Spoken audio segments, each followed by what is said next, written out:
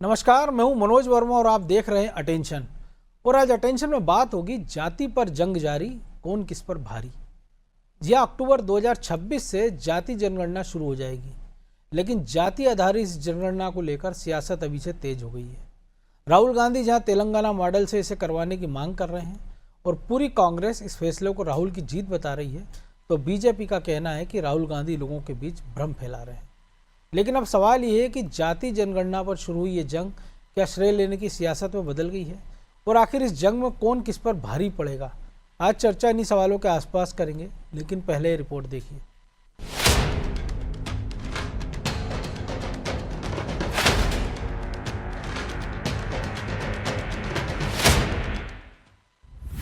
जाति जनगणना पर फिर सियासत गरम। बीजेपी बोली, राहुल फैला रहे भ्रम। जाति जनगणना करवाने का फैसला लेते ही मोदी सरकार इस पर तेजी से काम कर रही है, लिहाजा ये जनगणना कब होगी इसकी तारीख भी सामने आ चुकी है। इधर जाति जनगणना को लेकर प्रदेश बीजेपी कार्यालय में ओबीसी मोर्चा की प्रांतीय कार्यशाला आयोजित हुई। इस कार्यशाला के बाद ओबीसी मोर्चा के राष्ट्रीय अध्यक्ष के लक्ष्मण ने राहुल गांधी पर प्रहार किया और कहा कि राहुल गांधी सिर्फ भ्रम फैला रहे हैं। मंडल कमीशन का विरोध किसने किया था, ये सबको याद है। पीएम मोदी ने जातिगत जनगणना का ऐतिहासिक निर्णय लिया है। मोदी जी ने जो ऐतिहासिक और महत्वपूर्ण निर्णय लिया, जातिगत जनगणना, ये राहुल गांधी बार बार लोगों को गुमराह करने का जो प्रयास किया जा रहा है, हमारे दबाव से मोदी जी ने निर्णय लिया जातिगत जनगणना करने के लिए। मैं सवाल करना चाहता हूं राहुल गांधी जी को, आपके परिवार के सदस्य 3 लोग प्रधानमंत्री बने और लगभग आपके पार्टी 60 साल शासन में थी। कभी जनगणना के बारे में, जातिगत के बारे में कभी किया नहीं, सोचा नहीं। और मैं पूछना यही चाहता हूं कि काका कलेक्टर कमीशन को क्यों आप विरोध किए, क्यों आप चर्चा में नहीं लिए। 1 महीना पहले केंद्र सरकार ने जातिगत जनगणना का ऐलान कर सियासी हलकों में हलचल मचा दी। इसके बाद से ही कांग्रेस इसे राहुल गांधी की जीत बता रही है। तो राहुल गांधी मांग कर रहे हैं कि तेलंगाना मॉडल पर जातिगत जनगणना होनी चाहिए। वही राहुल गांधी पर लगाए गए आरोपों का भी कांग्रेस ने जवाब दिया। देखिए, ये तो ओबीसी अध्यक्ष खुद जानते हैं कि किस तरीके से राहुल गांधी ने लगातार बार बार ये बात कही है कि देश के अंदर जातिगत जनगणना होना चाहिए। उन्होंने सभी प्लेटफॉर्म पर अपनी बात रखी है और साफ तौर पर सरकार को कहा है कि जातिगत जनगणना होना चाहिए, और माननीय नरेंद्र मोदी जी ने झुककर इस बात को मानना पड़ी और जातिगत जनगणना के लिए ऐलान करना पड़ा। आज राहुल गांधी जी चाहते हैं कि देश का एक्सरे सबके सामने होना चाहिए। इसी को लेकर राहुल गांधी जी ने हर प्लेटफॉर्म पर इस बात को कही है। कुल मिलाकर कहें तो जातिगत जनगणना पर सियासी संग्राम अब और तेज होता दिख रहा है। बीजेपी इसे सामाजिक न्याय की दिशा में क्रांतिकारी कदम बता रही है, तो कांग्रेस राहुल को जातीय जनगणना के नायक के तौर पर पेश कर रही है। खैर, अगले साल जब ये जनगणना जमीन पर शुरू होगी तो न सिर्फ आंकड़े सामने आएंगे, बल्कि सियासी समीकरण भी बदल सकते हैं।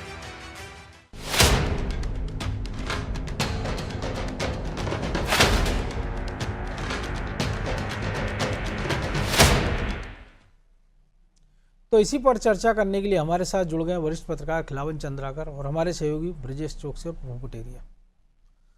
वो स्वागत है खिलावन जी आपका नादी टीवी में। नमस्कार। तो एक पिक्चर का मुखड़ा आपने भी सुना होगा कि नाना करते प्यार तुम्ही से कर बैठे और करना था इनकार मगर इकरार तुम्ही से कर बैठे। उसी टाइप का हाल ये जातिगत जनगणना का है कि जो पूरी बीजेपी पहले इसके खिलाफ थी वो उसको तैयार हुई है, लेकिन अब भी क्रेडिट की लड़ाई दोनों में जारी है, कांग्रेस में बीजेपी में भी। और बीजेपी के नेता अब कह रहे हैं कि कांग्रेस भ्रम फैला रही है, जातिवाद के रूप में लोगों को बांटना चाह रही है। जब सरकार ने निर्णय कर लिया जातिगत जनगणना का, तो बांटने का काम फिर कौन कर रहा है? देखिए मनोज जी, जहां तक भाजपा का सवाल है, भाजपा ने कभी जातिगत जनगणना से इनकार नहीं किया है, कोई अधिकृत बयान नहीं आया। हाँ, भाजपा के साथ चर्चा जरूर, क्योंकि राहुल गांधी बार बार इस बात को ना प्रधानमंत्री नरेंद्र मोदी ने कहा था ये अर्बन नक्सलवादी हैं जो जाति की जनगणना की बात कर रहे हैं। नितिन गडकरी ने कहा था जो जात की बात करेगा हम उसको लात मारेंगे। लेकिन इनकार नहीं किया था कभी कि हम कभी जातिगत जनगणना नहीं कराएंगे, ये बात नहीं है।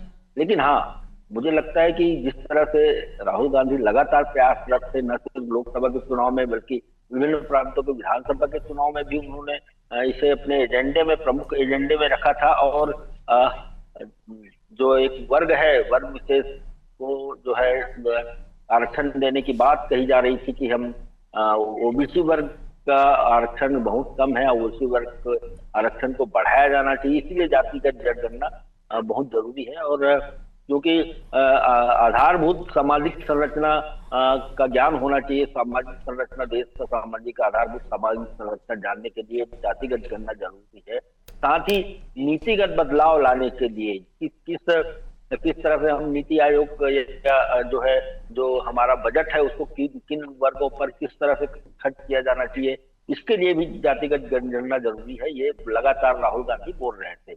और लेकिन 47 से अभी तक 2025 में आ गए हम, तो ऐसा तो है नहीं कि किसी का विकास नहीं हुआ देश में, कि जातिगत जनगणना नहीं हुई तो जातियां विकास में पिछड़ गई हैं। विकास हुआ, सभी वर्गों का सम्यक रूप से विकास हुआ, लेकिन क्योंकि राजनीतिक पैंतरेबाजी होते हैं और राजनीतिक पैंतरेबाजी में को आप और हम देखते ही रहते हैं। ये कांग्रेस का एक कांग्रेस इसको मानती थी कि हमारी एक गेम चेंजर राजनीतिक पैंतरेबाजी हो जाएगी, और भाजपा भी धीरे धीरे बाद में समझने लगी थी कि नहीं, हमें जो है बदलाव के लिए, नीतिगत बदलाव के लिए जातिगत गणना जरूरी है। ये बात भाजपा भी सोचने लगी, और भाजपा को ये भी लगने लगा कि कहीं ऐसा ना हो कांग्रेस का यह दांव जो है लगातार जो चिल्ला-चोट हो रही है, लगातार वो हर मंच पे राहुल गांधी और कांग्रेस के दूसरे नेता, लेकिन उसकी टेस्टिंग तो, जो कि चुनावी राजनीति में ये सब चुनावी लाभ के लिए, तो हमने देखा महाराष्ट्र में उसकी टेस्टिंग हो गई थी, मध्य प्रदेश, छत्तीसगढ़, राजस्थान में हो गई थी, हरियाणा में हो गई थी, कि ये जाति का फार्मूला चला नहीं तो कांग्रेस को हार का सामना करना पड़ा। नहीं, लोकसभा में जिस तरह से आशातीत वृद्धि हुई कांग्रेस की सीट में, तो भाजपा इस बात को नहीं, उसी के बाद तो महाराष्ट्र में देखिए ना लोकसभा के नतीजे और विधानसभा के नतीजे, कि कांग्रेस और को जितनी सीटें लोग विधानसभा मिली उससे ज्यादा तो लोकसभा में जीते थे। देखिए, विधानसभा के चुनाव की और लोकसभा के चुनाव की परिस्थितियां अलग अलग होती है। लोकसभा के चुनाव को सीधे सीधे विधानसभा चुनाव के गणित से नहीं जोड़ा जा सकता। मुझे लगता है कि जिस तरह से 50 से ये 100 तक पहुंचे, लगभग 100 तक पहुंचे कांग्रेस, उसमें उनकी जातिगत जनगणना कराने की मंशा और लगातार मांग और लगातार हर मंचों पे बात कहने का सलीका जो है, मुझे लगता है कि उसको इससे लाभ पहुंचा। और भाजपा भी इससे थोड़े सशंकित थी, उनकी भी सीटें बहुत कम हुई, कहाँ 400 के पार कह रहे थे, 240 पर अटक गई। तो मुझे लगता है एक बड़ा फैक्टर ये भी था। लेकिन हाँ, अब राजनीतिक रूप से श्रेय लेने का जो क्रम चल रहा है, मुझे लगता है जितनी खुशी आम लोगों को या आम किसी भी दल के आम कार्यकर्ताओं को जातिगत जनगणना से हो रही, उससे ज्यादा वो उसको राजनीतिक लाभ लेने का कोशिश कर रहे हैं। कांग्रेस वाले कह रहे हैं कि लगातार राहुल गांधी के मांग उठाने के कारण सरकार को मजबूर होना पड़ा जाति गणना के लिए, और भाजपा का मानना है कि क्योंकि देश को इसकी जरूरत है, इसलिए हमने इसको मंत्रिमंडल के बैठक में निर्णय लिया, और बहुत जल्दी मुझे लगता है कि 1 हफ्ते 1.5 हफ्ते के अंदर ही अंदर इसकी अधिसूचना भी जारी हो जाएगी गणना की। क्योंकि अक्टूबर में 2006 में प्रांतीय क्षेत्रों, पहाड़ी क्षेत्रों का उसके बाद 26 में 2026 में, और 27 मार्च 27 में मुझे लगता तिथि भी आ चुकी है, लेकिन अधिसूचना जारी होने के बाद ही अंतिम तिथि मानी जाएगी इसको। 27 मार्च 27 में अन्य प्रांतों के जनगणना शुरू होनी है, जिसमें जाति की गणना भी महत्वपूर्ण है। लेकिन हाँ, एक और तीसरी महत्वपूर्ण बात मैं कहना चाहता हूँ, वो ये है कि देखिए, आज के लक्ष्मण ने क्या कहा, कल के लक्ष्मण जी ने क्या कहा। के लक्ष्मण जी ने कल ये कहा कि हम तेलंगाना मॉडल पर जातिगत गणना नहीं करेंगे। तेलंगाना मॉडल का विरोध उसने इसलिए किया कि वहां तेलंगाना में मुस्लिम वर्ग के लोगों को भी पिछड़ी जाति में शामिल किया गया है, बल्कि कई प्रांतों में, मध्य प्रदेश में भी, कई राज्यों में भी है। और लेकिन राहुल गांधी तो पहले बिहार की जनगणना की तारीफ करते थे ना, कि वो मॉडल सबसे अच्छा है, लेकिन जैसे ही नीतीश कुमार ने पाला बदला, वो भी पाला बदल गए राहुल गांधी। वो कह रहे थे वो जनगणना को मानते ही नहीं है। और दूसरे धर्म के लोग, जैसे सिख समुदाय के लोग भी कई बैकवर्ड में आते हैं, मुस्लिम समुदाय के लोग भी कई बैकवर्ड में आते हैं। धर्म और जाति साथ साथ बताने का जो है अनुच्छेद में परंपरा है कि धर्म के साथ साथ आप जाति बताइए, तो मुझे लगता है कि इसी आधार पे यदि कोई आदमी धर्म बोलेगा और अपनी जाति बोलेगा, उसकी क्रॉस चेकिंग भी जनगणना अधिकारी करेंगे, ऐसा मुझे अंदाज है। और लेकिन जी। मुझे लगता है कि कुछ एक न दोनों तरह के, ना तो बिहार का मॉडल ना तेलंगाना का मॉडल, मुझे लगता है सरकार को एक बहुत ही पारदर्शी प्रक्रिया अपनाना चाहिए, पारदर्शी मॉडल बनाना चाहिए। अभी तो अधिसूचना जारी होने के बाद न सिर्फ गणना अधिकारियों की ट्रेनिंग होगी, प्रपत्र जारी किए जाएंगे कि किस आधार पे होगा, किस तरह के सवाल पूछे जाएंगे, ये सब बातें होनी है। तो मुझे लगता है अभी वेट करना है। लेकिन हाँ, जब जातिगत गणना का परिणाम आएगा तब देश की क्या स्थिति रहेगी, क्या वर्ग यही तो संघर्ष सबसे बड़ा पैदा हो सवाल है जाएंगे, ना। इन सब बातों पर सरकार को पहले से गौर करके रखना चाहिए, ताकि आने वाले भविष्य में जब जाति गणना के परिणाम आए तो देश को की एकता को कायम रखे, देश में कोई उपद्रव ना हो, कोई गिरिध की स्थिति पैदा ना हो, और आपस में जिस तरह से अभी मिलजुल करके भाईचारे के साथ रहते हैं वैसे ही रहते रहें। ये महत्वपूर्ण बात होनी चाहिए। जी, लेकिन प्रभु जी, आपको नहीं लगा कांग्रेस, जब हम देखते हैं, जब मोदी कहते हैं कि देश के विकास की बात है तो जनगणना की बात करने लगते हैं, राजनीति की। इसके बाद चुनाव नतीजे आते हैं कई राज्यों को तो ईवीएम पे सवाल उठाने लग जाते हैं। जब हमने देखा कि पाकिस्तान वाला जो कांड हुआ, पहलगाम हमला, तब राहुल गांधी कहा कि हम देश की सरकार के साथ हैं, और जैसे ही हमला हो जाता पाकिस्तान पर, वो सेना से सबूत मांगने लग जाते हैं। और जब विदेशों से प्रतिनिधिमंडल निकल आया तो वो एक लेख लिख देते हैं और ईवीएम पर सवाल उठाने लगते हैं, चुनाव आयोग पर सवाल उठाने लगते हैं, और बताते हैं कि कैसे वो महाराष्ट्र में हारे थे और अब बिहार की तैयारी है। तो जिस मुद्दे को उनको अभी, जिस पर उनको अडिग रहना था, जिसका उसको क्रेडिट लेना था, वो दूसरे मुद्दे पर चले जाते हैं। देखिए मनोज जी, वो बड़े नेता हैं, नेता प्रतिपक्ष हैं, देश के कांग्रेस पार्टी को चला रहे हैं, कई चुनाव देख चुके हैं, लंबा उनको अब अनुभव हो गया। अब उनको अनुभवहीन नहीं कहा जा सकता। तो जो कुछ भी कर रहे होंगे अपनी पार्टी की रीति नीति और सत्ता में दोबारा कांग्रेस को कैसे लाया जाए, उस लिहाज से सोच विचार के वो काम कर रहे हैं। मुझे लगता है कि वो अपनी जगह पे वो सही होंगे। कौन व्यक्ति सही है कौन गलत है, इसका पैमाना तय करने का अधिकार इस देश की जनता को है, जो ईवीएम में जब वोट डालती है तो वो तय कर देती है कि वो तो उस पर भी तो सवाल उठाने लग जाते हैं ना। तो सवाल तो निश्चित तौर पर उठाना है। आप ये क्यों याद कर रहे हैं कि राहुल गांधी सवाल उठा रहे हैं? आप याद कीजिए, ईवीएम पर सबसे पहले सवाल किसने उठाया था? बिल्कुल अडवाणी ने, लाल कृष्ण आडवाणी ने, जो मोदी के बाद में उन्होंने माफी भी मांगी थी। नहीं, वो तो ठीक है, ये भी माफी मांग लेंगे, उसमें क्या बात है, बड़ी बात है। सरकार में आएंगे तो माफी मांग लेंगे कि नहीं ईवीएम सही है। वो भी सरकार में आने के बाद माफी मांग ली थी उनने, जब विपक्ष में तो उन्होंने सवाल उठाया था।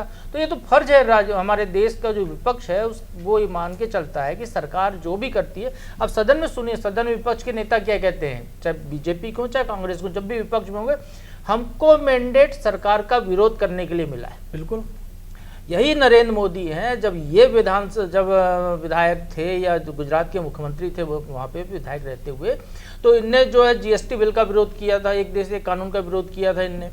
यही नरेंद्र मोदी हैं जिनने आधार कार्ड का विरोध किया था, आधार को लेकर पूरी बीजेपी उसके विरोध में थी। लेकिन क्या हुआ, आप सरकार में आए, यही नरेंद्र मोदी जो कहते थे पेट्रोल को जो है यदि आप जीएसटी लागू करने, पेट्रोल डीजल को जीएसटी में शामिल किया जाए। आप सरकार में आए, 11 साल हो गए, क्या किया आपने सरकार में आते सबसे पहले आधार को लागू किया। मैं ये इसलिए बता रहा हूँ कि हमारे देश का विपक्ष की टेंडेंसी क्या है, मानसिकता है कि उसको वो कहता है हमको विरोध करने का मैंडेट मिला है।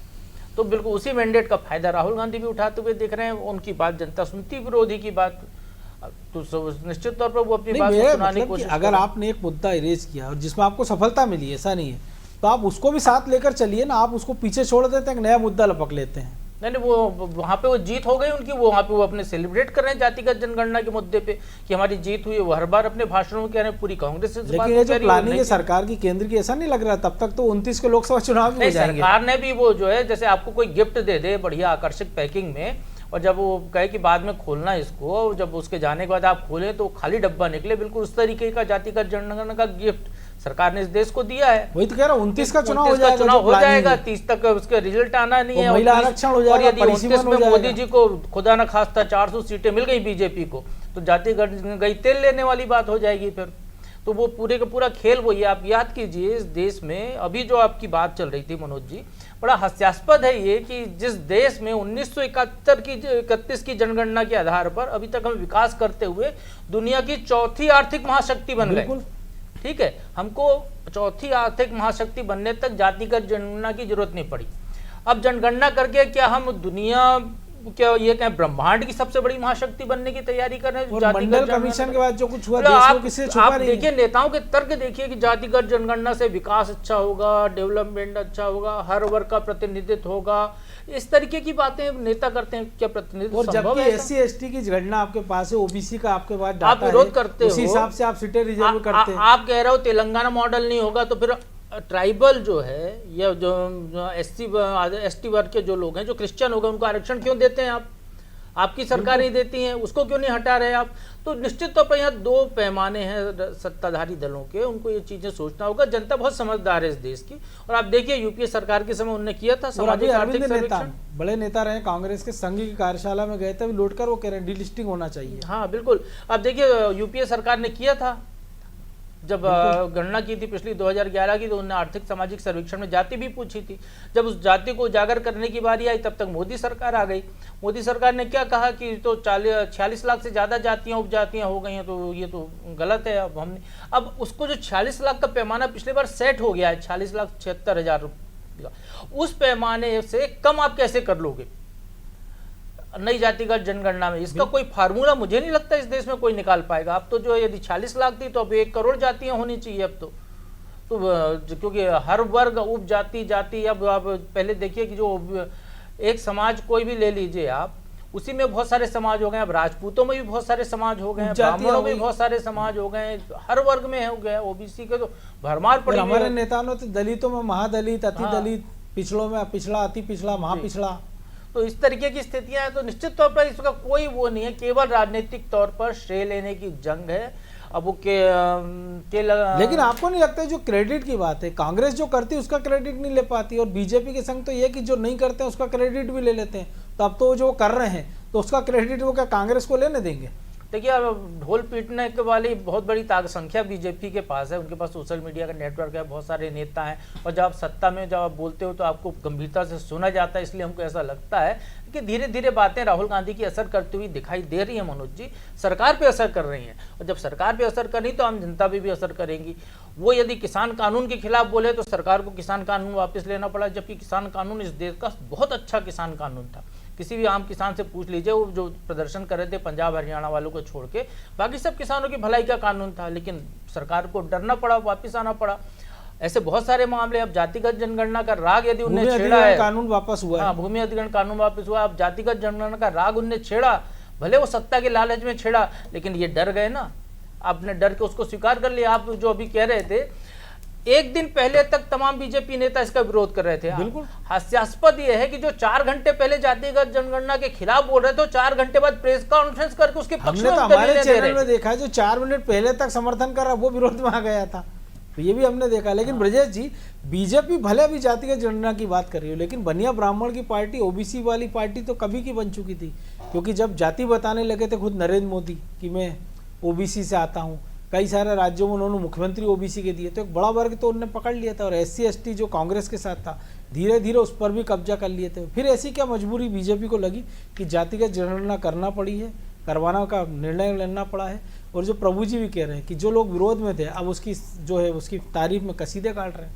देखिए मनोज जी, जो मनोज जी प्रभु जी ने कहा कि डर गई सरकार, तो सरकार राहुल गांधी जो मुद्दा बना रहे थे जाति जनगणना का, तो उनको लगा कि जो तमाम जातियां ओबीसी और जिस तरह से हमने एकजुट किया है हमारे पाले में आ गई, वो जाति जनगणना में अपने अपने हक के लिए जब बात आती है ना मनोज जी, तो सब अलग हो जाते हैं। तो एक जो डर था कि वोट बैंक उनका न खिसक जाए, कहीं राहुल गांधी के इस मुद्दे को लोग समझ जाएं और जातियों के आधार पर बढ़ जाएं कि हमारी हक की बात कर रहे हैं। वो कह रहे हैं हम दलितों की बात कर रहे हैं, SC/ST की बात कर रहे हैं, जो वहाँ पिछड़े हैं। वो लगातार क्या मुद्दे उठा रहे थे, सरकार में कौन से पदों पर हैं कि नहीं ये वर्ग, तो वो जो जितनी जिसकी हिस्सेदारी की बात कर रहे थे, भागीदारी की बात कर रहे थे, जिसकी इतनी आबादी उतनी हिस्सेदारी भागीदारी होनी चाहिए, उससे मुझे लगता है कि बीजेपी को लगा कि कहीं इसका फायदा कांग्रेस को ना उठाए। और कांग्रेस भी इसलिए इस मुद्दे को उठा रही है ना मनोज जी, वो सत्ता में आना चाहती है। वो चाहती है कि जो एकजुट हो गए हैं, जो जातियों को बंधन को तोड़कर धर्म के नाम पर एक हो गए हैं, उन लोगों को किस तरह से जातियों में बांट दिया जाए।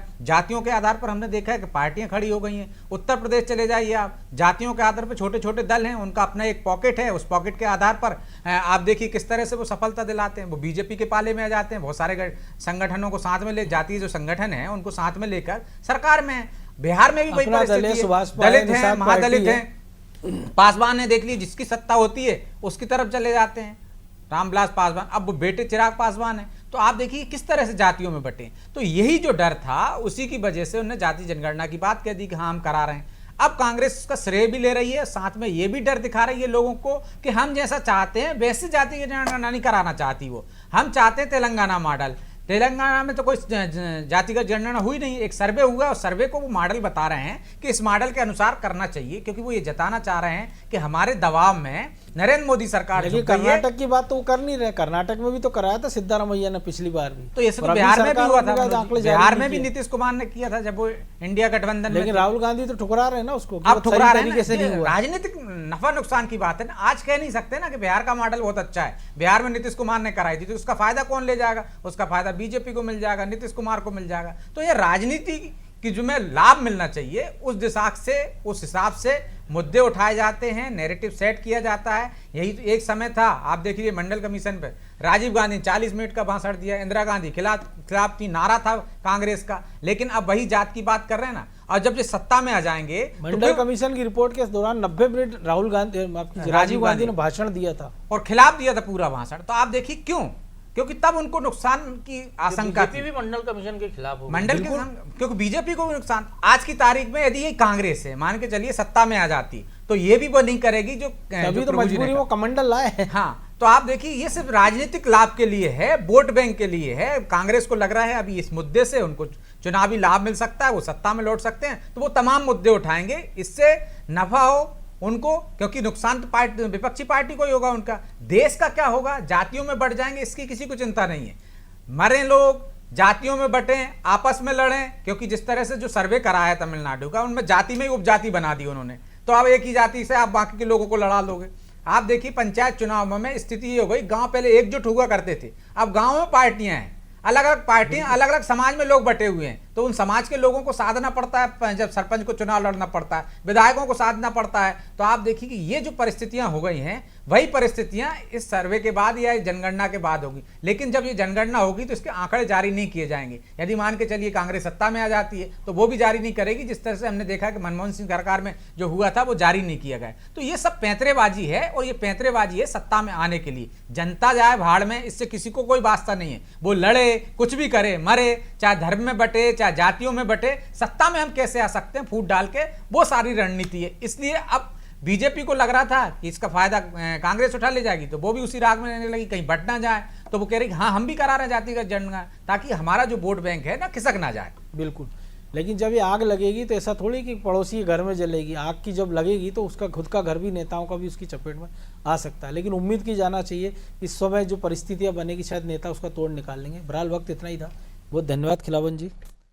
तो जातिगत जनगणना पर जंग जारी है, और अब जंग है क्रेडिट लेने की।